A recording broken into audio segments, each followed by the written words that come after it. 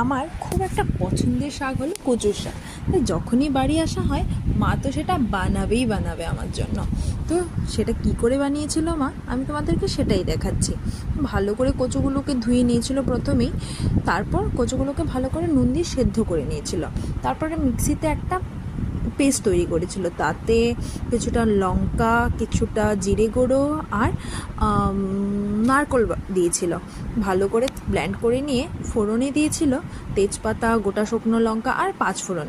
কেন আমার ওটা নিরামিষ করছিলাম, আমার নিরামিষ কচু শাক খুবই ভাল লাগে, মাছের মাথা দিয়েও ভাল লাগে, বাট নিরামিষটা একটু বেশিই ভাল লাগে যেন।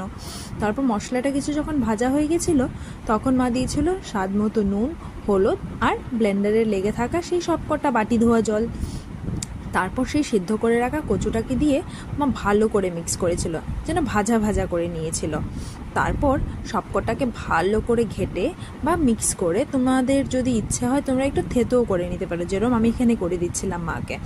তো তারপর ট্রাই রুটি, ভাত, তোমরা যে যেটা দিয়ে পছন্দ করো বানাবে, তো অবশ্যই জানাবে কীরকম হয়েছে। বাই।